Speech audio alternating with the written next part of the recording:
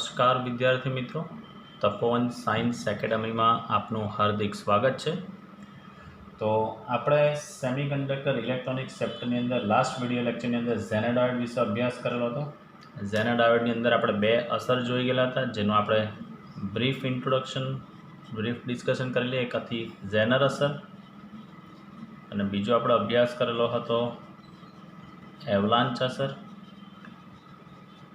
Zener અસરની અંદર આપણે જોઈ ગયેલા હતા કે ડોપિંગનું પ્રમાણ વધારે નાખવામાં આવે, ડોપિંગનું પ્રમાણ વધારે હોય એટલે ઓછા બ્રેકડાઉન વોલ્ટેજે તમને વધારે પ્રવાહ જલ્દી મળી જાય।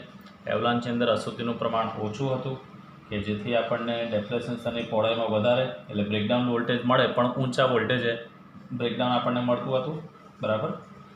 આ બંનેનો ડિફરન્સ આપણે જોઈ ગયેલા હતા। એની પરિપથ સંજ્ઞા પીએન જંકશન જેવી જ, પણ ફરક એટલો કે અહીંયાથી આ ઝેડ આકાર આપણે વાળી દેતા બને છે બેઝિકલી ઝેનાડાયોડ। ડૉક્ટર સી.ઈ. ઝેનરે આની રચના કરેલી હતી એટલે એને ઝેનાડાયોડ કહેવામાં આવે છે। અને આપણે જ્યારે ઝેનાડાયોડનો વધારે સારો ઉપયોગ કયા બાયસમાં જોવામાં આવે છે તો આપણે જોઈ ગયેલા છે ગઈકાલે રિવર્સ બાયસની અંદર આનું ફંક્શનિંગ સારું તમને જોવા મળે છે। એનો ગ્રાફ આપણે ડિસ્કસ કરેલો હતો કે જેમ જેમ વોલ્ટેજ વધારે તો રિવર્સ સેચ્યુરેશન પ્રવાહ કોઈ એક પર્ટિક્યુલર વોલ્ટેજ પ્રવાહના મૂલ્યમાં કંઈક વધારો થાય, પણ એ દરમિયાન વોલ્ટેજ તમારો કેવો જળવાતો હોય છે? અચળ જ જળવાતો હોય છે। એટલે વોલ્ટેજ તમારો અચળ હોય પણ પ્રવાહના મૂલ્યમાં શું થતો હોય છે? વધારો થતો હોય છે। આ આપણે ગઈકાલે ડિસ્કસ કરી ગયેલા હતા અને આપણે જોઈ ગયેલા હતા કે ઝેનાડાયોડનો આ જે ઉપયોગ છે તે વોલ્ટેજ રેગ્યુલેટર તરીકે થાય છે, એટલે કે વોલ્ટેજ નિયામક તરીકે થાય છે। વોલ્ટેજ નિયામક એટલે વોલ્ટેજને શું કરતો હોય છે? કોન્સ્ટન્ટ કરતો હોય છે, જે આજે આપણી પહેલી થિયરીની અંદર અભ્યાસ કરવાનો છે। તો આપણે શરૂઆત કરીએ। ઝેનાડાયોડની મદદથી વોલ્ટેજ રેગ્યુલેટેડ પરિપથ સમજાવો। તો બેઝિકલી સમજવાની વસ્તુ એ છે કે આપણા ઘરમાં પણ ઘણા બધા ઇલેક્ટ્રોનિક્સ ઉપકરણો એવા છે કે જેની અંદર આપણને કોન્સ્ટન્ટ આઉટપુટ આપણને જરૂરી હોય છે। તો આનું એક ડિવાઇસ તમે કદાચ નામ સાંભળો, સ્ટેબિલાઇઝર નામનું એક ડિવાઇસ તમે નામ સાંભળો છે, સ્ટેબિલાઇઝર, જે ફ્લક્ચ્યુએટેડ વોલ્ટેજ આવતો હોય। ફ્લક્ચ્યુએટેડ એટલે જેમાં ફેરફાર થયા કરતો હોય, જેની અંદર ફેરફાર થયા કરતો તેવા વોલ્ટેજને અચળ બનાવી દેતો હોય છે, તેવી ડિવાઇસને સ્ટેબિલાઇઝર કહેવામાં આવે છે। જેને કેપ્રી કરીને કંપની છે, કેપ્રી, જે ઘણા વર્ષોથી સ્ટેબિલાઇઝર બનાવે છે, જે ટીવી છે, રેફ્રિજરેટર સાથે આપણે લગાવતા હોઈએ છીએ। એટલે જેની અંદર જીબીનો સપ્લાય આવતો હોય તો જીબીની સપ્લાયની અંદર જે છે તેની અંદર ફ્લક્ચ્યુએશન વધારે થતું હોય। ફ્લક્ચ્યુએશન એટલે સમય સાથેના મૂલ્યમાં ફેરફાર થયા કરતો હોય તો આપણું જે મોટું ગેજેટ હોય તેની કેપેસિટી કરતાં જો વધારે પડતો પ્રવાહ કે વોલ્ટેજ જેને મળી જતો હોય તો સ્વાભાવિક વસ્તુ ડેમેજ થવાની સંભાવના વધી જાય। એટલે એને પ્રોટેક્ટ કરવા માટે આપણે સ્ટેબિલાઇઝર લગાવવું જરૂરી છે। તો એ સ્ટેબિલાઇઝર એક ડિવાઇસ જે છે તેની અંદર આપણે ઉપયોગ કરીશું ઝેનાડાયોડનો, એ જ વોલ્ટેજ નિયામક કહેવામાં આવે છે। તો મેઇન વસ્તુ આપણે સમજવાનું છે, ઝેનાડાયોડની મદદથી વોલ્ટેજ રેગ્યુલેટેડ પરિપથ સમજીએ। તો મેઇન વસ્તુ બે પ્રકારના વોલ્ટેજ આવતા હોય સ્ટુડન્ટ્સ, પાવર સપ્લાય બે પ્રકારના આપણને જોવા મળતા હોય, અનરેગ્યુલેટેડ અને રેગ્યુલેટેડ। અનરેગ્યુલેટેડ અને રેગ્યુલેટેડ। તો બેઝિકલી રેક્ટિફાયર પરિપથની અંદર આપણે જોઈ ગયા છે કે રેક્ટિફાયર પરિપથનો ઉપયોગ કરીને જે આપણે પેલો ડીસી પાવર સપ્લાય જે આપણને આઉટપુટમાં મળે છે, એ ડીસી પાવર સપ્લાયમાં જે લોડ પ્રવાહ એટલે પેલો આઈએલ પ્રવાહ જેમણે હું દોરીશ બદલતા જો આઉટપુટ વોલ્ટેજ બદલાયા કરતો હોય, એટલે સિમ્પલ વસ્તુ કે ઇનપુટ તમે બદલતા જાઓ અને જો આઉટપુટ તમારો બદલાયા જ કરતો હોય તો સ્વાભાવિક વસ્તુ છે તેને અનરેગ્યુલેટેડ કહેવામાં આવે। અને રેગ્યુલેટેડ એટલે એનું ઊંધું કે ઇનપુટ ભલે બદલાય પણ આઉટપુટ તમારો અચળ જ રહેતો હોય તો તેને રેગ્યુલેટેડ કહેવામાં આવતો હોય છે। તો સાદી ભાષામાં શોર્ટમાં શું યાદ રાખવાનું છે તે તમને કહીશ। પહેલાં થિયરી પોઈન્ટ ઓફ વ્યૂથી આપણે એનું ડિસ્કશન કરીશું કે આપણી પાસે જે રેક્ટિફાયર પરિપથ હોય, આપણી પાસે કોઈ રેક્ટિફાયર પરિપથ છે, રેક્ટિફાયર પરિપથનો ઉપયોગ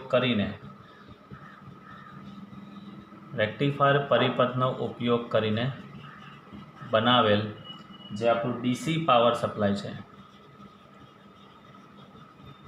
એ ડીસી પાવર સપ્લાયમાં લોડ પ્રવાહ આઈએલ બદલતા આઉટપુટ વોલ્ટેજ બદલાય છે।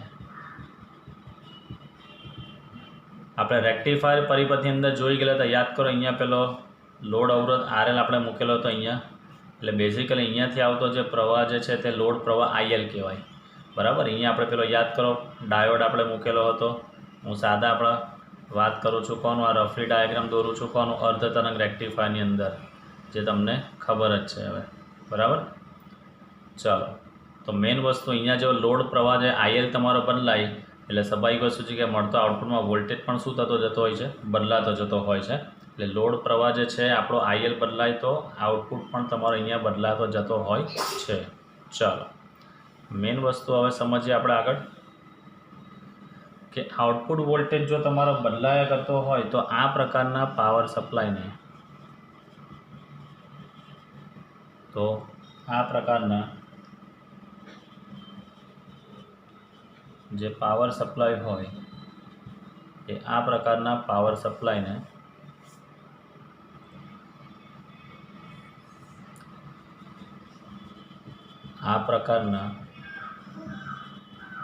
સપ્લાયને અનરેગ્યુલેટેડ કહેવામાં આવે છે. એને અનરેગ્યુલેટેડ પાવર સપ્લાય કહે છે. એટલે સાદી ભાષાની અંદર અનરેગ્યુલેટેડ એટલે એવું યાદ રાખવાનું કે લોડ પ્રવાહ તમારો બદલાય તો આઉટપુટ પણ બદલાતો હોય, બરાબર. એટલે સિમ્પલ યાદ કેવું રાખીશું તે આપણે તમને કહું આની અંદર કે ઇનપુટ બદલાય તો આઉટપુટ પણ તમારો શું થતો જાય, બદલાય. તેવા સપ્લાયને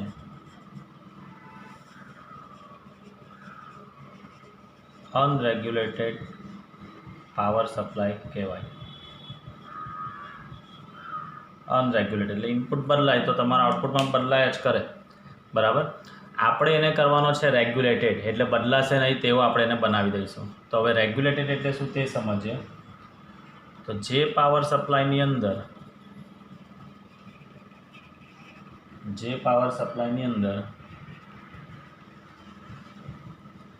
લોડ પ્રવાહ ILના ફેરફાર સાથે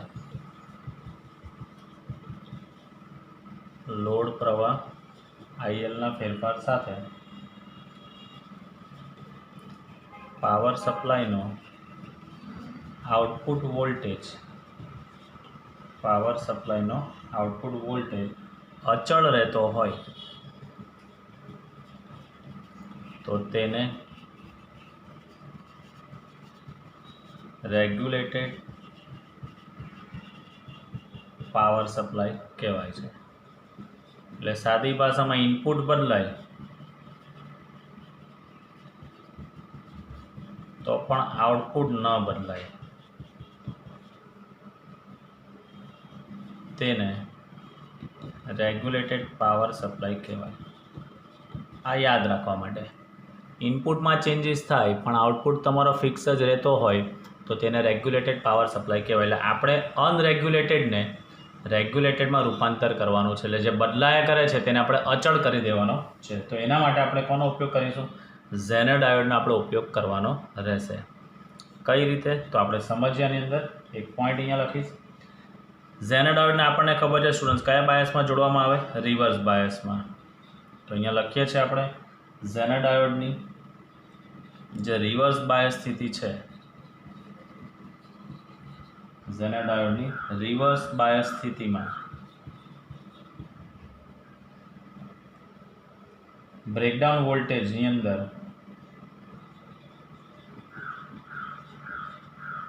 બ્રેકડાઉન વોલ્ટેજ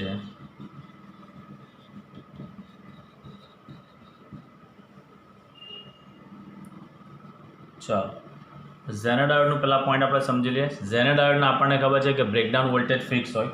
તો ઝેનર ડાયોડને જ્યારે રિવર્સ બાયસ સ્થિતિમાં બ્રેકડાઉન વોલ્ટેજ ઝેનર ડાયોડને સમાંતર વોલ્ટેજ પ્રવાહની અંદર મોટો ફેરફાર થાય તો પણ એની અંદર આઉટપુટ વોલ્ટેજ કેવો જળવાય, એનો અચળ જળવા છે. યાદ કરો પેલો આલેખ આપણે જોઈ ગયા એની લાક્ષણિકતામાં કે જેમ જેમ વોલ્ટેજ બદલાય તેમ તેમ પ્રવાહ બી વધશે. કોઈ પર્ટિક્યુલર વોલ્ટેજ પછી પ્રવાહ એકદમ વધી જાય અને પછી પ્રવાહમાં વધારો થતો હોય છે પણ વોલ્ટેજ તમારા કેવા જળવાતો હોય છે, અચળ જ જળવાતા હોય છે.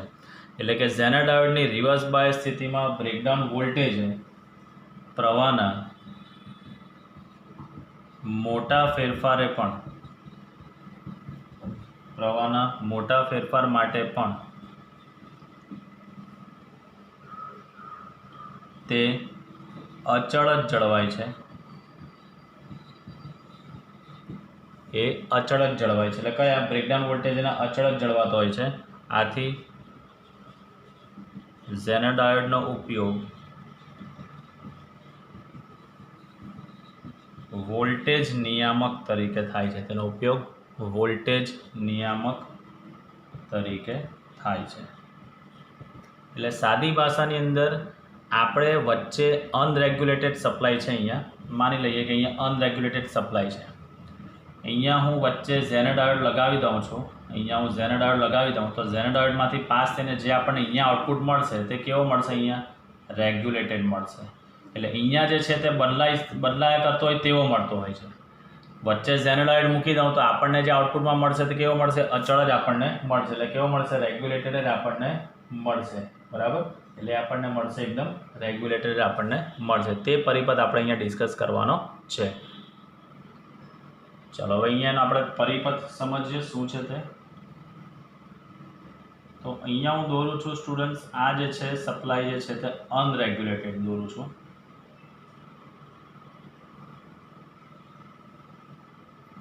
અહીંયા તેની સાથે શ્રેણીમાં હું એક શ્રેણી અવરોધ જોડું છું.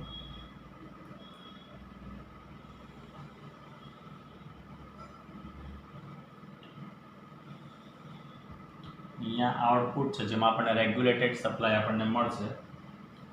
અહીંયા વચ્ચે હું દોરું છું જે આપણું બ્રહ્માસ્ત્ર તરીકે કામ કરશે, ઝેનર ડાયોડ.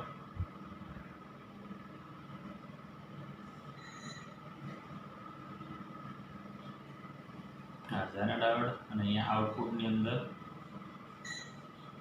લોડ અવરોધ RL. બરાબર, વેરિયેબલ છે. વેરિયેબલ એટલે બદલી શકાય તેવું, એટલે ઉપર એરો દોરેલો છે RL. અહીંયાથી આવે છે લોડ પ્રવાહ IL. આ આપણો એનોડ, આ આપણો કેથોડ. ઝેનર ડાયોડમાં આવતો પ્રવાહ એને હું કહી શકું છું IZ. અહીંયા શ્રેણી અવરોધ છે RS, એમાંથી આવતો પ્રવાહ છે I. અહીંયા જે સપ્લાય છે તે અનરેગ્યુલેટેડ સપ્લાય, અનરેગ્યુલેટેડ પાવર સપ્લાય. આ ધન અને આ ઋણ. અહીંયા જે આપણને મળશે તો ધન અને ઋણ એ જે છે તે રેગ્યુલેટેડ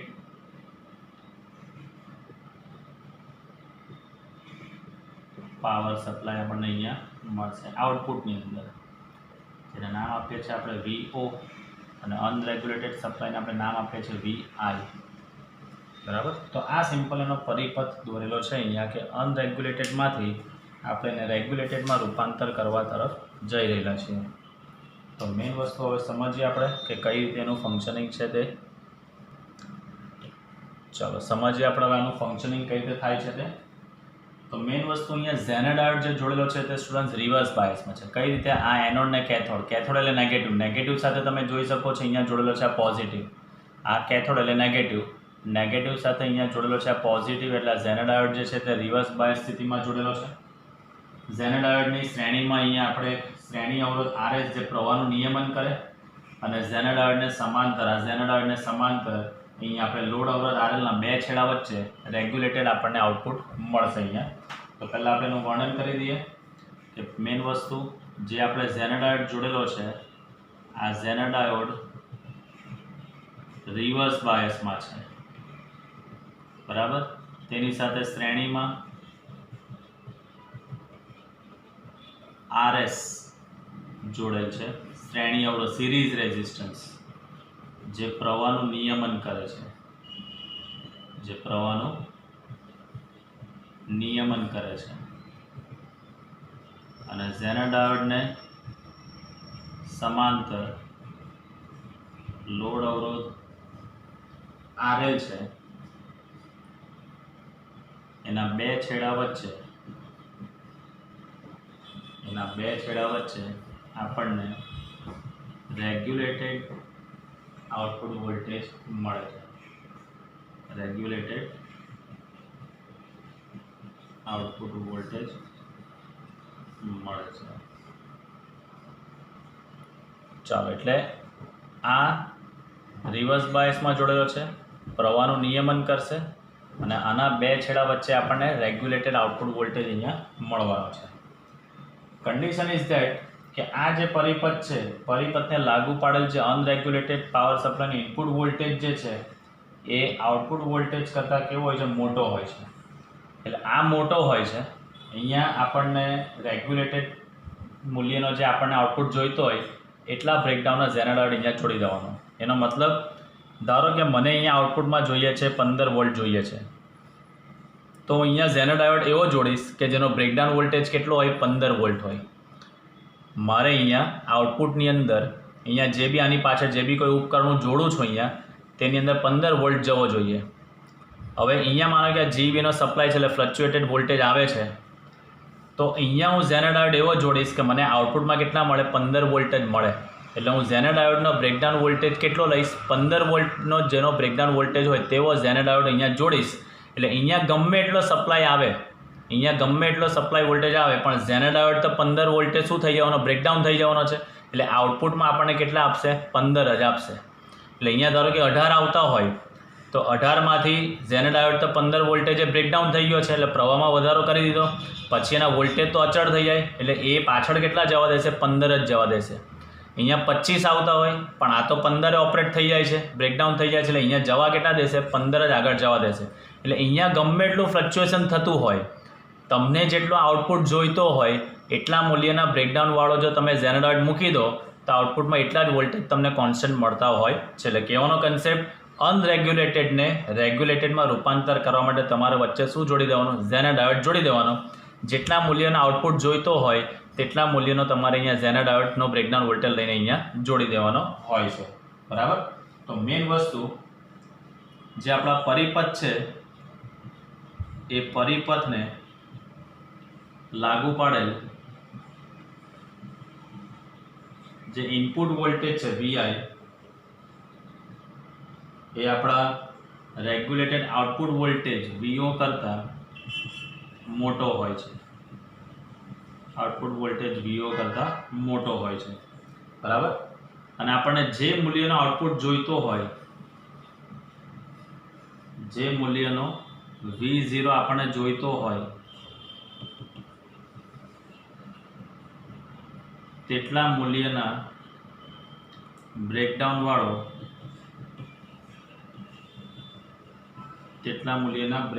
વોલ્ટેજ વાળો ઝેના ડાયોડ જોડવામાં આવે છે.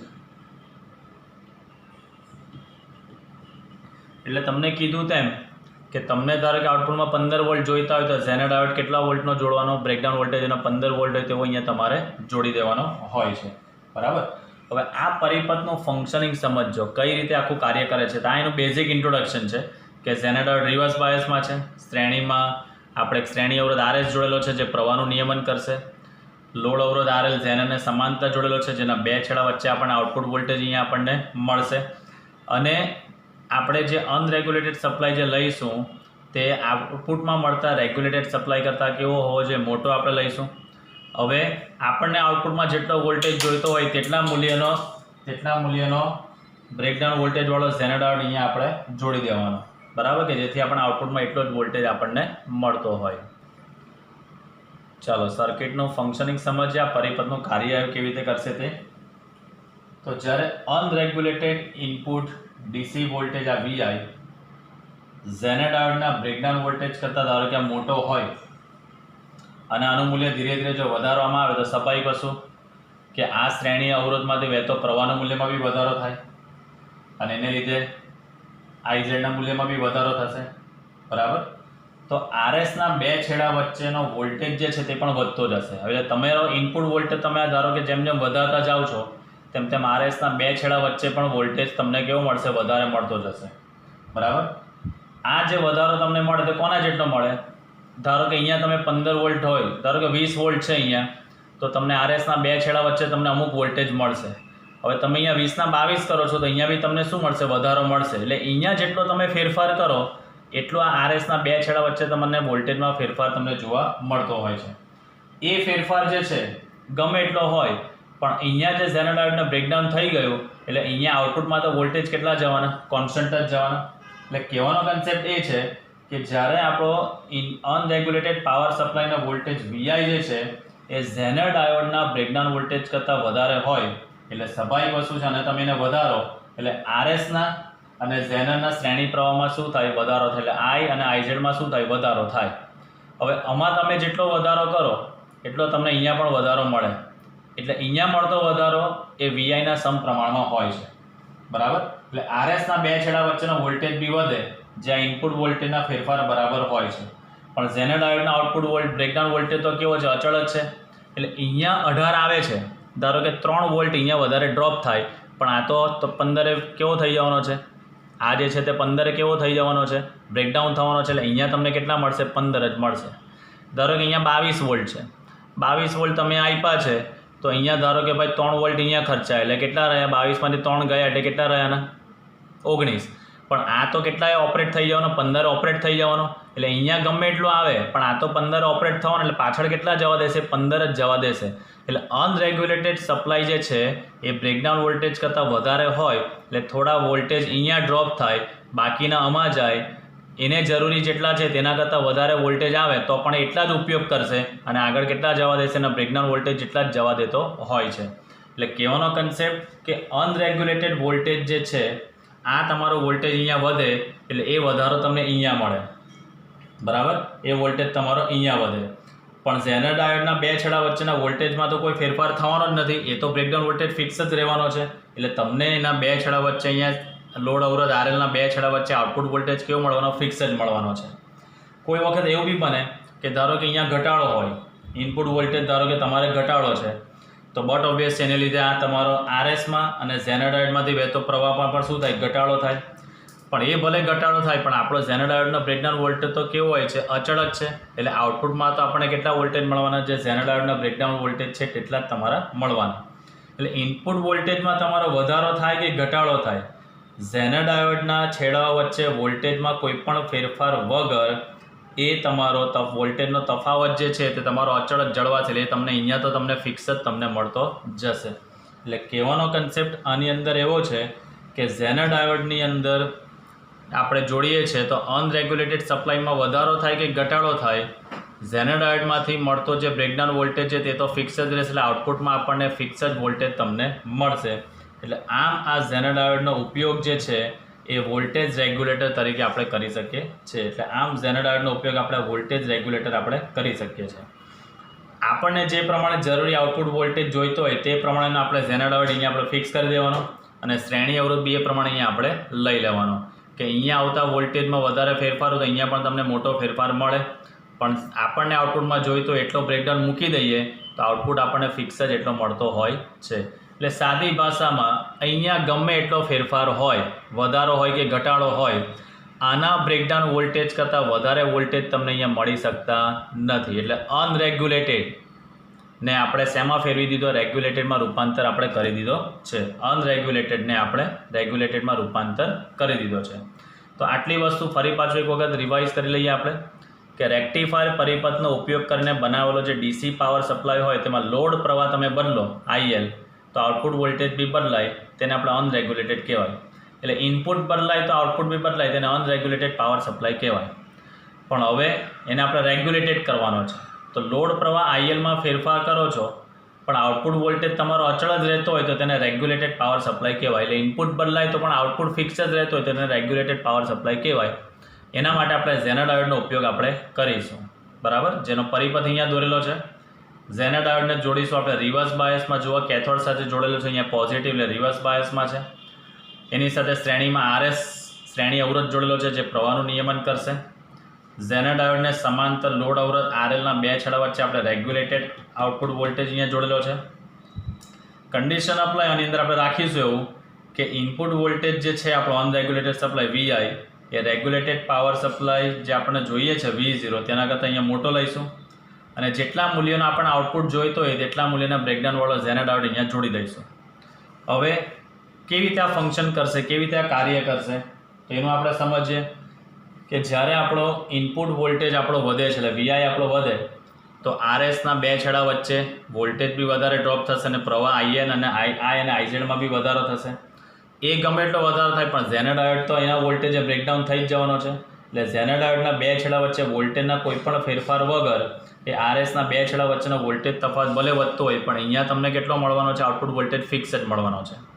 હવે ધારો કે ઇનપુટ વોલ્ટેજ તમારો ઘટે છે તો આ એના આઈઝેડના મૂલ્યમાં બી ઘટાડો થશે, બરાબર છે. પણ ઝેના ડાયોડના છેડા વચ્ચે વોલ્ટેજમાં કોઈ પણ ફેરફાર વગર એની અંદર વોલ્ટેજ તફાવત ભલે અહીંયા ઘટશે પણ અહીંયા તમને આઉટપુટમાં તો કેટલો મળવાનો છે, ફિક્સ જ મળવાનો છે.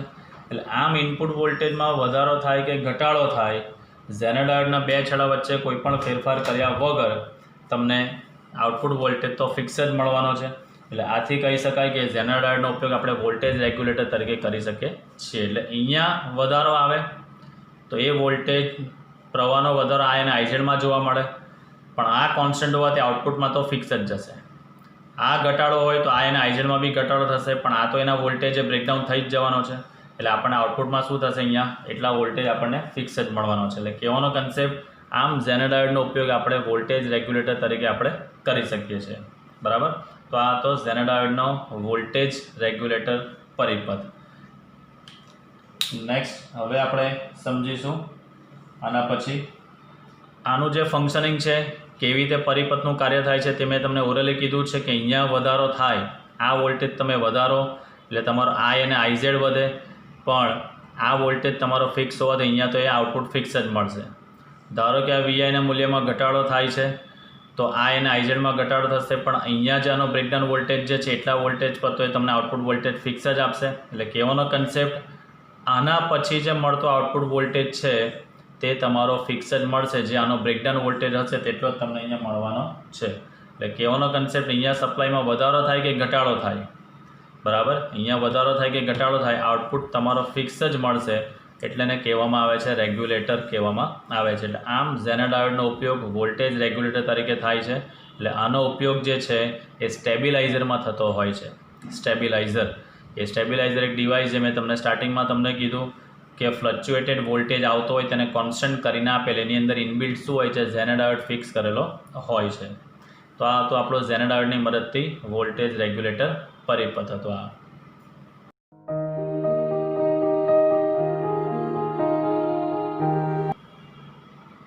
ચલો નેક્સ્ટ ટોપિક પર આપણે જઈશું જેનું નામ છે ફોટોડાયોડ. નામ છે એનું ફોટોડાયોડ. તો બેઝિકલી આપણે 3 ડિવાઇસ ભણવાની છે જેમાંથી એક આજે આપણે કમ્પ્લીટ કરીશું ફોટોડાયોડ, બીજું 2 ભણવાની છે એલઈડી અને ત્રીજું ભણવાનું છે સોલર સેલ. આજે આપણે ડિસ્કસ કરીશું પહેલું આપણે ફોટોડાયોડ. તો ફોટોડાયોડની રચના સામાન્ય રીતે પીએન જંક્શન ડાયોડ જેવી જ છે, બરાબર. તો આની ફોટોડાયોડની સામાન્ય રચના એ પીએન જંક્શન ડાયોડ જેવી જ છે. ચાલો, ફોટોડાયોડની અંદર આપણે પ્રકાશને આપાત કરવાનો છે. તો ફોટોડાયોડની અંદર પ્રકાશને પ્રવેશવા માટે આની અંદર આપણે એક વિન્ડો મૂકીશું. તો અહીંયા આપણે લખી શકાય કે આની અંદર પ્રકાશને પ્રવેશવા માટે બારી હોય છે. હવે એની આપણે કેવી રીતે ફંક્શનિંગ થશે તે આપણે સમજવા માટે યાદ રાખજો, ફોટોડાયોડ જે છે તેને હંમેશા રિવર્સ બાયસ સ્થિતિમાં જ જોડવામાં આવે છે. તો આ પોઈન્ટ ખાસ એક્ઝામ માટે કામનો. ફોટોડાયોડને હંમેશા રિવર્સ બાયસ સ્થિતિમાં જ ઉપયોગમાં લેવામાં આવે છે.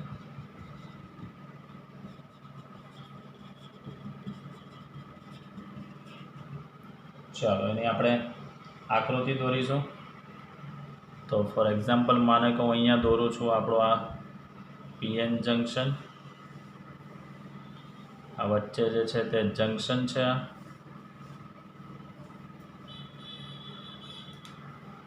અહીંયા હું બનાવું છું પ્રવેશવા માટે, પેલો પ્રકાશ પ્રવેશવા માટેની આ બારી છે.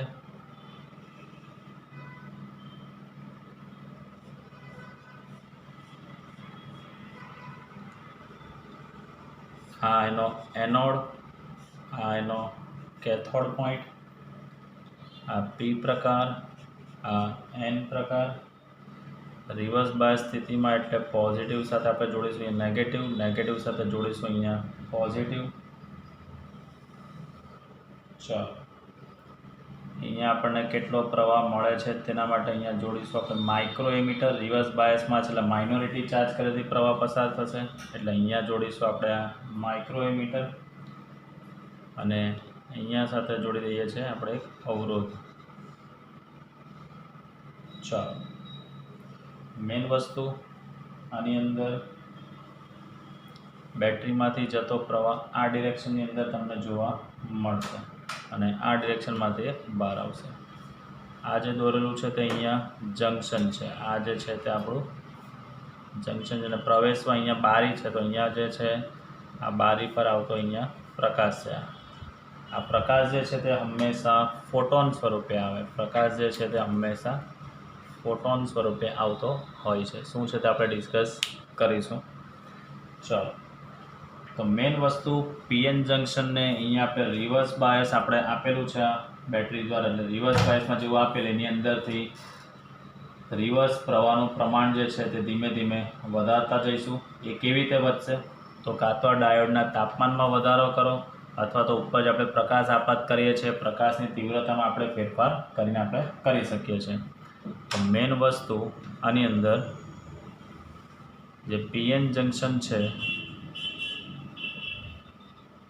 એ પીએન જંક્શનને રિવર્સ બાયસ આપણે આપીશું.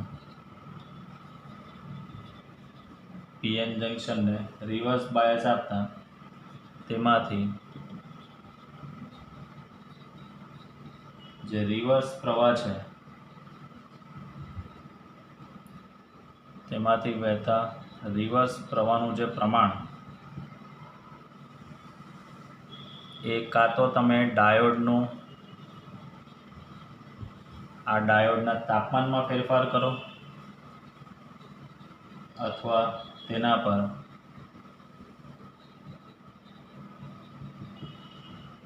પ્રકાશ આપાત કરીને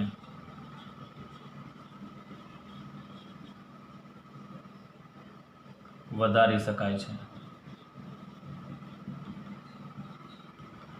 એટલે આની અંદર જેવું આપણે રિવર્સ બાયસમાં જોડીશું એટલે સ્વાભાવિક વસ્તુ છે કે રિવર્સ સેચ્યુરેશન પ્રવાહ બી આપણને મળશે. પણ એ પ્રવાહમાં તમારે વધારો કરવો હોય તો બે વસ્તુની શક્યતા, કાં તો આ પીએન જંક્શન ડાયોડનું તમે તાપમાન વધારો અથવા તો એની જે બારી જે છે તે બારી પર પ્રકાશ જે છે તે વધારે આપાત કરીએ તો તમને રિવર્સ પ્રવાહના મૂલ્યમાં વધારો મળી શકતો હોય છે. સ્વાભાવિક વસ્તુ છે કે પ્રવાહના મૂલ્યમાં વધારો થતો હોય તો જ આપણને આની અંદર એનો ફંક્શનિંગ સારી રીતે મળી શકશે. એટલે પહેલી જરૂરી શરત કે રિવર્સ બાયસમાં એક તો પ્રવાહ માઇનોરિટી ચાર્જ કરીને લીધે વહે એટલે પ્રવાહ આપણને માઇક્રો એમ્પિયરના ક્રમનો જે મળે છે.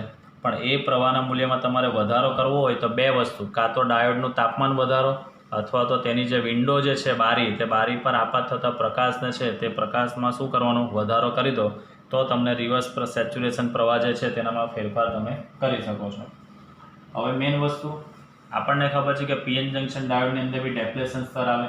તો ડેપ્લેશન વિસ્તાર પર જે આપણે પ્રકાશ આપાત કરીએ છીએ પ્રકાશની પર્ટિક્યુલર ઉર્જા હશે એ ઉર્જા બેન્ડગેપ ઉર્જા કરતાં વધારે હોવી જરૂરી છે. યાદ કરો આપણે ભણી ગયેલા છે કંડક્શન બેન્ડ, નીચે વેલેન્સ બેન્ડની વચ્ચે પેલો ફોરબિડન ગેપ. એટલે આપણે જે અહીંયાથી પ્રકાશ જે આપાત કરીએ છીએ એની વિન્ડો પર એ વિન્ડોમાં જે આપણે પ્રકાશ આપાત કરીએ તેની ઉર્જા એ બેન્ડગેપ ઉર્જા કરતાં કેવી હોવી જરૂરી છે, વધારે હોવી જરૂરી છે. તો મેઇન વસ્તુ કન્ડિશન જે હવે લખું છું તો એકદમ જરૂરી કે પીએન જંક્શન ડાયોડમાં જે આ પીએન જંક્શન ડાયોડ છે એ પીએન જંક્શન ડાયોડમાં ડેપ્લેશન વિસ્તાર પર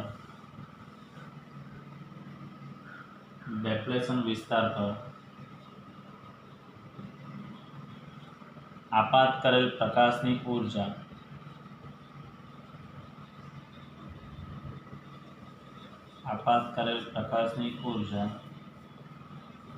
એ તેની બેન્ડ ગેપ ઉર્જા કરતાં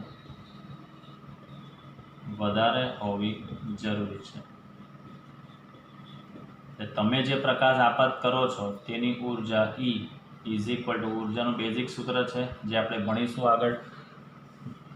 વિકિરણ અને દ્રવ્યનો દ્વૈત સ્વભાવ ચેપ્ટર છે. જ્યારે બી પ્રકાશ ફોટોન સ્વરૂપે આપાત થાય ત્યારે તેની લઘુત્તમ ઉર્જા hf જેટલી હોય છે, જ્યાં h એટલે કહેવામાં આવે છે પ્લાન્ક અચળાંક અને f એટલે જે તમે પ્રકાશ આપાત કરો છો તે પ્રકાશની આવૃત્તિ. એટલે મિનિમમ ઉર્જા હંમેશા hf સ્વરૂપે તમને જોવા મળે છે. આ f is equal to c by તમે લખી શકો છો લેમડા, fની જગ્યાએ c બાય લેમડા. આ જે ઉર્જા છે તેનું મૂલ્ય એની બેન્ડગેપ ઉર્જા Eg કરતાં વધુ હોવું જોઈએ. એટલે આ શરત હોવી જરૂરી છે. જ્યાં સુધી આ શરતનું પાલન ન થાય, અહીંયા તમે જે પ્રકાશ આપાત કરો છો તેની ઉર્જા બેન્ડગેપ ઉર્જા કરતાં વધારે નહીં હશે ત્યાં સુધી એ સંતૃપ્ત અવસ્થામાં આવી શકતો નથી. એટલે E ગ્રેટર દેન Eg થવું જરૂરી છે. જેવું E ગ્રેટર દેન Eg થશે એટલે અંદર જે પેલા સહસંયોજક બંધ છે જંક્શનના વિસ્તારમાં, એ સહસંયોજક બંધ બધા તૂટશે. એટલે E ગ્રેટર દેન Eg હોવું જરૂરી છે. તેથી જેના સહસંયોજક બંધ છે એ સહસંયોજક બંધો શું થાય છે? બધા તૂટે છે. હવે સહસંયોજક બંધ તૂટે એટલે સ્વાભાવિક વસ્તુ છે કે ઇલેક્ટ્રોન હોલના જોડકા વધુ ઉદ્ભવે. માટે ઇલેક્ટ્રોન હોલના જોડકા વધુ ઉદ્ભવે છે. જેટલા ઇલેક્ટ્રોન હોલના જોડકા વધારે ઉદ્ભવે એટલે આપણને ખબર છે કે ઇલેક્ટ્રોન વેલેન્સ બેન્ડમાંથી કંડક્શન બેન્ડમાં સંક્રાંતિ કરે. ઇલેક્ટ્રોન વેલેન્સ બેન્ડમાંથી કંડક્શન બેન્ડમાં સંક્રાંતિ કરે છે. અને જેટલી સંક્રાંતિ વધુ થાય એટલું પ્રવાહના મૂલ્યમાં શું થાય છે? વધારો થાય છે. એ લખી શકાય માટે પ્રવાહના મૂલ્યમાં વધારો થાય છે. એટલે પ્રવાહના મૂલ્યમાં વધારો કરવા માટેની સૌથી જરૂરી વસ્તુ કઈ? કાં તો ડાયોડનું તાપમાન વધારો અથવા તો એની બારી પર આપાત થતો પ્રકાશ જે છે તેની ઉર્જા એની બેન્ડગેપ ઉર્જા કરતાં વધારે હોય તો જ આ પરિસ્થિતિનું સાકાર થઈ શકે કે પ્રવાહના મૂલ્યમાં તમે વધારો કરી શકો છો. અને અહીંયા જે પ્રવાહ આપણને મળશે તે કયા ક્રમનો મળશે? માઇક્રો એમ્પિયરના ક્રમનો મળે છે. હવે તમારે પ્રવાહના મૂલ્યમાં ઓર વધારો કરવો હોય તો આપાત પ્રકાશની તીવ્રતામાં શું કરવાનો? ઓર વધારો કરવાનો. બરાબર કે જો આપણે આપાત પ્રકાશ હોય એ આપાત પ્રકાશની તીવ્રતામાં વધારો કરવામાં આવે તો પ્રવાહના મૂલ્યમાં પણ શું મળે છે? વધારો મળે.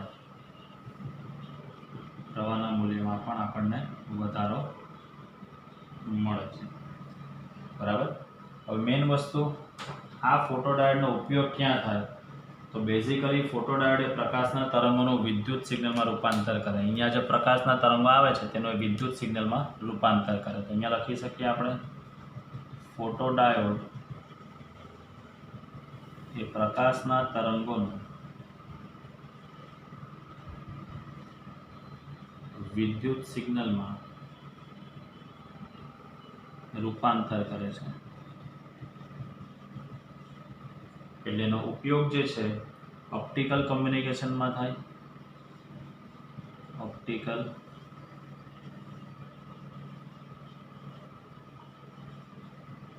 કમ્યુનિકેશનમાં તેનો ઉપયોગ થાય. બીજી વસ્તુ સીડી પ્લેયરમાં પણ એનો ઉપયોગ થાય. સીડી પ્લેયરમાં પણ એનો ઉપયોગ થાય. સિક્યુરિટી સિસ્ટમમાં પણ એનો ઉપયોગ થાય.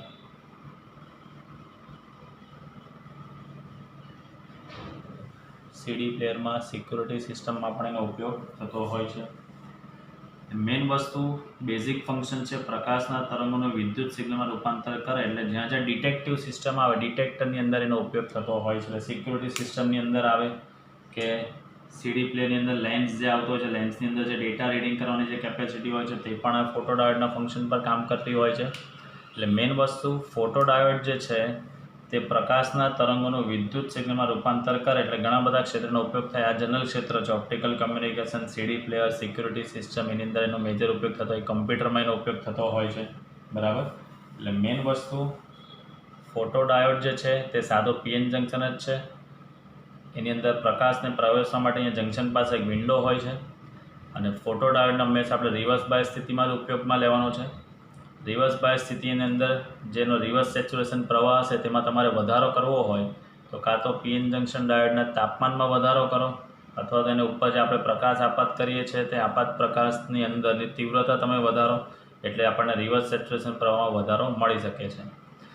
કન્ડિશન જે છે જરૂરી કે જે આપણે પ્રકાશ આપાત કરીએ છીએ તેની ઉર્જા એ જંક્શન પાસે જે બેન્ડગેપ ઉર્જા હોય છે બેન્ડગેપ ઉર્જા કરતાં વધારે હોવી જરૂરી છે. તો મિનિમમ ઉર્જા જ્યારે બી પ્રકાશ ફોટોન સ્વરૂપે આપણે આપાત કરીએ તો એની મિનિમમ ઉર્જા છે E=HF. જો 2 ફોટોન આપાત થાય તો 2HF, 5 ફોટોન આપાત થાય તો 5HF, n ફોટોન આપાત થાય તો NHF. આપણે મિનિમમ ઉર્જા લઈએ E=HF, Fની જગ્યાએ C/λ. તો જ્યાં સુધી E > નહીં થાય ત્યાં સુધી આની અંદર પ્રવાહના મૂલ્યમાં વધારો થશે નહીં. જેવું E > થશે એટલે એકસાથે ઘણા બધા સહસંયોજક બંધ તૂટે એટલે ઇલેક્ટ્રોન હોલના જોડકા ઉદ્ભવે છે. એટલે ઇલેક્ટ્રોન વેલેન્સ બેન્ડમાંથી કંડક્શનમાં સંક્રાંતિ ચાલુ કરે એટલે પ્રવાહના મૂલ્યમાં વધારો થાય. ધારો કે એ મૂલ્યમાં તમારે ઓર વધારે કરવો હોય તો જે પ્રકાશ આપાત કરો છો તેની તીવ્રતા ઓર વધારી દો તો પણ પ્રવાહના મૂલ્યમાં વધારો થતો હોય છે. એટલે આમ આ ફોટોડાયોડ જે છે તે પ્રકાશના તરંગોનું વિદ્યુત સિગ્નલમાં રૂપાંતર કરતો હોવાથી તેનો ઉપયોગ ઓપ્ટિકલ કમ્યુનિકેશનમાં, સીડી પ્લેયરમાં, સિક્યુરિટી સિસ્ટમ, કમ્પ્યુટરમાં બી એનો ઉપયોગ થતો હોય છે. આની અંદર ઘણી વખત એવું બી બને છે કે ફોટોડાયોડ પર તમે કોઈ વખત પ્રકાશ આપાત ન કરો તો પણ તેની અંદરથી થોડો ઘણો માઇનોરિટી ચાર્જને લીધે પ્રવાહ જો વહેતો હોય તો તેને તમે ડાર્ક કરંટ પણ કહી શકો છો. તો આની અંદર એક પોઈન્ટ ખાસ લખું છું કે ફોટોડાયોડ પર આ એન્ટ્રન્સ માટે આ પોઈન્ટ કામનો. ફોટોડાયોડ પર પ્રકાશ આપાત કરવામાં ન આવે ત્યારે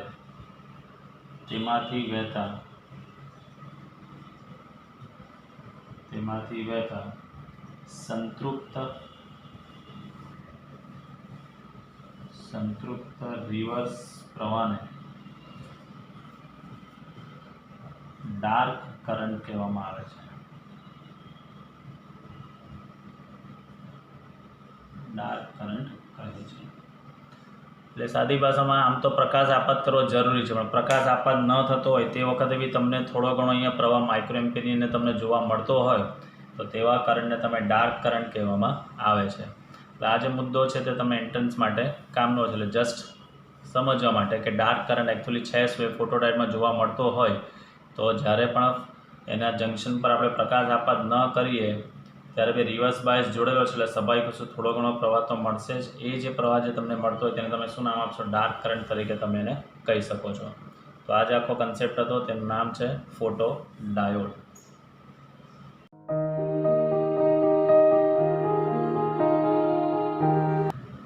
ચલો તો હવે આપણે જોઈશું સ્વાધ્યાયના અમુક દાખલાઓ છે. સ્વાધ્યાયનો દાખલા નંબર 1. n પ્રકારના સિલિકોન માટે નીચેનામાંથી કયું વિધાન સાચું છે? એટલે n પ્રકારનો અર્ધવાહક છે, કયું વિધાન સાચું છે? તો ઇલેક્ટ્રોન મેજોરિટી વાહકો હોય અને એમાં ટ્રાયવેલેન્ટ પરમાણુઓ ડોપન્ટ તરીકે હોય. ઇલેક્ટ્રોન માઇનોરિટી વાહકો હોય અને પેન્ટાવેલેન્ટ પરમાણુઓ હોય. હોલ્સ માઇનોરિટી વાહકો હોય અને પેન્ટાવેલેન્ટ પરમાણુ હોય. હોલ્સ મેજોરિટી વાહકો હોય અને ટ્રાયવેલેન્ટ પરમાણુઓ હોય. તો આનું આપણે સોલ્યુશન જોઈએ તો n પ્રકારનો અર્ધવાહક તો આપણને ખબર છે એની અંદર કે પહેલી વસ્તુ તો મેજોરિટી તરીકે કોણ હોય? ઇલેક્ટ્રોન હોય. ત્યારબાદ એની અંદર આપણે પેન્ટાવેલેન્ટ અશુદ્ધિ આપણે ઉમેરીએ છીએ એટલે ડોપન્ટ પેન્ટાવેલેન્ટ ડોપન્ટ હોય. મેજોરિટી કેરિયર તરીકે ઇલેક્ટ્રોન હોય અને માઇનોરિટીમાં કોણ હોય? હોલ્સ હોય. માઇનોરિટી તરીકે હોલ હોય. હવે આપણે ચેક કરીએ. પહેલો પોઈન્ટ ઇલેક્ટ્રોન મેજોરિટી વાહક બરાબર છે પણ ટ્રાયવેલેન્ટ પરમાણુઓ છે એટલે ટ્રાયવેલેન્ટ નહીં ચાલે. આપણે તો કયો જોઈએ? પેન્ટાવેલેન્ટ. ઇલેક્ટ્રોન માઇનોરિટી વાહક, ચાલો પહેલું જ અહીંયા ખોટું કારણ કે ઇલેક્ટ્રોન તો મેજોરિટીમાં હોય. સી હોલ્સ માઇનોરિટી વાહક, બરાબર છે, આ પોઈન્ટ બરાબર છે કે હોલ્સ માઇનોરિટી વાહક હોય.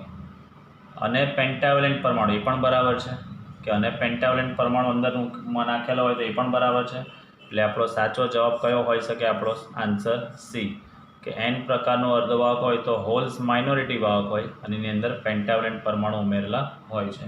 તો આપણો આની અંદર આન્સર કયો રહેશે? આની અંદર ફર્સ્ટની અંદર આન્સર આપણો રહેશે સી. આન્સર આવશે આપણો સી.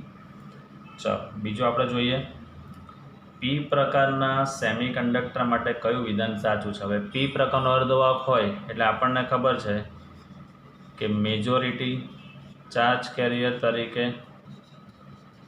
હોલ હોય, બરાબર, માઇનોરિટી ચાર્જ કેરિયર તરીકે ઇલેક્ટ્રોન હોય અને એની અંદર આપણે ટ્રાયવેલેન્ટ ડોપન્ટ હોય. હવે આપણે ચેક કરીએ. પહેલું, ઇલેક્ટ્રોન મેજોરિટી વાહક હોય, ખોટી વસ્તુ, કારણ કે પી પ્રકાર છે એટલે જોવાની જરૂર નથી આગળ. ઇલેક્ટ્રોન માઇનોરિટી, ચાલો ઇલેક્ટ્રોન માઇનોરિટીમાં બરાબર છે. અને પેન્ટાવેલેન્ટ પરમાણુ, તો પી પ્રકારના અર્ધવાહકમાં તો આપણે ટ્રાયવેલેન્ટ ઉમેરીએ એટલે બીજું વિધાન બી ખોટું છે. હોલ્સ માઇનોરિટી વાહક હોય, ખોટી વાત. હોલ્સ શેમાં હોય? મેજોરિટીમાં. છેલ્લું જોઈએ, હોલ્સ મેજોરિટી વાહક છે, ચાલો બરાબર છે. અને ટ્રાયવેલેન્ટ પરમાણુ ડોપન્ટ હોય, એ પણ બરાબર છે. તો આની અંદર આપણો સાચો જવાબ શું હોઈ શકે? આ કે હોલ્સ જે છે તે પણ મેજોરિટી તરીકે છે અને ટ્રાયવેલેન્ટ પરમાણુ જેની અંદર નાખેલા છે. એટલે આની અંદર આપણો આન્સર કયો આવશે? અહીંયા ડી. આન્સર કયો આવશે? આની અંદર આપણો ડી આન્સર તમને જોવા મળશે, બરાબર. તો લાઈન વાંચવાની એના મુદ્દા તમને યાદ હોય થિયરીના તો તમે ઇઝીલી આની અંદર તમે નોટ ડાઉન કરી શકો છો. ચલો સ્વાધ્યાયનો દાખલા નંબર 3 આપણે જોઈએ. કાર્બન, સિલિકોન અને જર્મેનિયમ દરેકને 4 વેલેન્સ ઇલેક્ટ્રોન આપેલા હોય. તેમની બેન્ડ ગેપ ઉર્જાના સંકેતમાં band gap of carbon, band gap energy of silicon અને band gap energy of germanium વડે દર્શાવીએ તો નીચેનામાંથી કયું વિધાન સાચું છે? તો આની અંદર ખાસ યાદ રાખજો, જે હિન્ટ આની અંદર કહું છું કે કાર્બન માટે જે બેન્ડ ગેપ ઉર્જા છે તેનું મૂલ્ય છે આ ફિક્સ 5.4 ઇલેક્ટ્રોન વોલ્ટ છે, બરાબર. સિલિકોન છે તો સિલિકોન માટેની બેન્ડ ગેપ એનર્જીનું મૂલ્ય આપણને ખબર જ છે 1.1 ઇલેક્ટ્રોન વોલ્ટ છે. અને જર્મેનિયમ માટે આપણે જોઈએ તો એની બેન્ડ ગેપ એનર્જી જે છે તે 0.7 ઇલેક્ટ્રોન વોલ્ટ છે. હવે આ ત્રણના મૂલ્ય પરથી તમે નક્કી કરી શકો છો કે સૌથી વધારે બેન્ડ ગેપ એનર્જી કોની છે? કાર્બનની. એનાથી થોડી ઓછી કોની છે? સિલિકોનની. અને સૌથી ઓછી કોની છે? જર્મેનિયમની. તો આપણો સી ઓપ્શન તમે જોઈ શકો છો, જુઓ કે EG carbon greater than EG silicon greater than EG germanium. એટલે આપણો સાચો ઓપ્શન કયો હોઈ શકે? આ સી. આ જે મૂલ્ય લખેલા છે સ્ટુડન્ટ્સ એ ખાસ નોટ કરી રાખજો, એ તમને એન્ટ્રન્સ લેવલ પર ઘણા કામના આપશે. કાર્બનની બેન્ડ ગેપ એનર્જી સૌથી વધારે, એનાથી થોડી ઓછી સિલિકોનની અને સૌથી ઓછી કોની છે? જર્મેનિયમની. એટલે આની અંદર આપણો આન્સર કયો જોવા મળશે? આન્સર આપણો આવશે અહીંયા સી. આન્સર આપણો આવશે અહીંયા સી. ચાલો હવેનો એક મુદ્દો છે નેક્સ્ટ, સ્વાધ્યાયનો દાખલા નંબર 4. બાયસિંગ કર્યા વગરના પીએન જંક્શનમાં હોલ પી વિસ્તારમાંથી એન વિસ્તારમાં ડિફ્યુઝન પામે છે. બાયસિંગ એટલે બે, ફોરવર્ડ અને રિવર્સ, બરાબર. તો એ બાયસિંગ કરેલું નથી એટલે બેટરીનું કોઈ કનેક્શન કરેલું નથી, તો પીએન જંક્શનમાં હોલ પી વિસ્તારમાંથી એન વિસ્તારમાં પ્રસરણ પામે છે. કેમ? તો શરત પહેલી આપેલી છે, પહેલું કે એન વિસ્તારમાં મુક્ત ઇલેક્ટ્રોન તેમને આકર્ષતા હોય. બીજું, તેઓ સ્થિતિમાનના તફાવતને કારણે જંક્શનમાં થઈને ગતિ કરે. ત્રીજું, પી વિસ્તારમાં હોલની સંખ્યા ઘનતા એન વિસ્તાર કરતાં વધુ હોય. અને ઉપરના 3 બધા જ. તો મેઇન વસ્તુ હવે જે પોઈન્ટ કહું છું તે ખાસ સમજો સ્ટુડન્ટ્સ, કે જ્યારે પણ બાયસિંગ કરેલું ન હોય એટલે બાયસિંગ કર્યા વગરના પીએન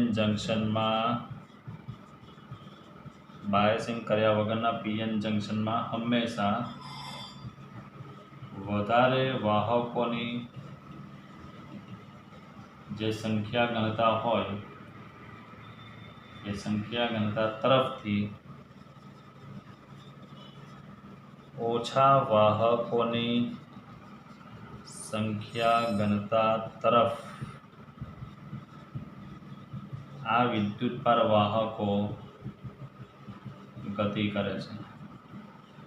એટલે બાયસિંગ કર્યા વગર જ્યારે બી ડિફ્યુઝન થાય ત્યારે વધારે જેની પાસે વાહકોની સંખ્યા ઘનતા હોય ત્યાંથી ઓછી વાહકોની સંખ્યા ઘનતા તરફ વહન પામતું હોય છે, બરાબર। અને જ્યારે બાયસિંગ કરેલું ન હોય ત્યારે પી વિભાગમાં હોલની સંખ્યા ઘનતા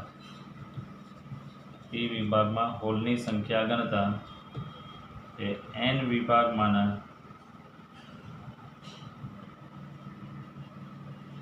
હોલની સંખ્યા ઘનતા કરતાં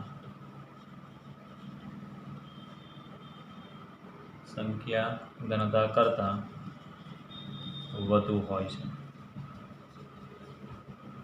તો હવે તમને ખબર પડી જવી જોઈએ કે કયો આન્સર જવાબ આવશે કે પી વિસ્તારમાં હોલની સંખ્યા ઘનતા એન વિસ્તાર કરતાં કેવી હશે, વધારે હશે। એટલે બાયસિંગ કરેલું ન હોય નોર્મલ કન્ડિશનમાં આપણને ખબર જ છે કે પી વિભાગમાં મેજોરિટી ચાર્જ કરેલ કોણ હોય, હોલ, અને એન વિભાગની અંદર માઇનોરિટીમાં હોલ હોય।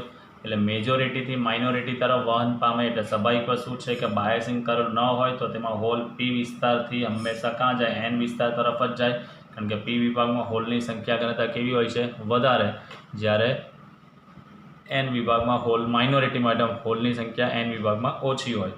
અને બાયસિંગ કર્યા વગર પીએન જંકશનમાં હંમેશા યાદ રાખવાનું, જેની સંખ્યા ઘનતા વધારે હોય ત્યાંથી એ ઓછી સંખ્યા ઘનતા તરફ જ હંમેશા ડિફ્યુઝ થતું હોય છે। તો બાયસિંગ કર્યા વગર પીએન જંકશનમાં પી વિભાગમાં હોલની સંખ્યા વધારે હોય એન કરતાં, એટલે પીથી ક્યાં જાય, સંક્રમણ હંમેશા એન તરફ તમને સંક્રમણ થતું જોવા મળે છે, બરાબર। ચાલો, તો સ્ટુડન્ટ્સ આજનો વિડીયો લેક્ચર આપણે અહીંયા કમ્પ્લીટ કર્યા છે। આ 4 MCQ તમે નોટ કરી લેજો, અને જે આ MCQ નંબર 3ની અંદર આ મુદ્દા જે છે, આ પોઈન્ટ તે ખાસ લખજો, દરેકના રીઝન જે આપેલા છે તે ખાસ અંદર તમે નોટ કરી રાખજો। એટલે હવે આપણે મેઇન વસ્તુ ચેપ્ટરની અંદર જે બાકી છે ટોપિક, તે આપણું જે છે તે LED અને સોલર સેલ જે બોર્ડ રિલેટેડ છે, અને બાકીનો ટ્રાન્ઝિસ્ટરનો જે ટોપિક છે એન્ટ્રન્સ માટેનો તે તમને થિયરી પોઈન્ટ ઓફ વ્યૂ હું તમને કમ્પ્લીટ કરાવીશ। એટલે ચેપ્ટર હવે થોડુંક જ બાકી છે। આ સ્વાધ્યાયના જે દાખલા છે તે ખાસ નોટબુકમાં કમ્પ્લીટ તમારે કરવાના રહેશે। તો આજના વિડીયો લેક્ચર્સની અંદર ઇમ્પોર્ટન્ટ થિયરીની અંદર ઝેનાડાયોડ એઝ અ વોલ્ટેજ રેગ્યુલેટર અને ફોટોડાયોડ બંને બોર્ડમાં પૂછેલી થિયરીઓ છે। તો ખાસ એને ધ્યાનથી સમજીને એને તમે નોટ ડાઉન કરીને રીડિંગ કમ્પ્લીટ કરી નાખજો।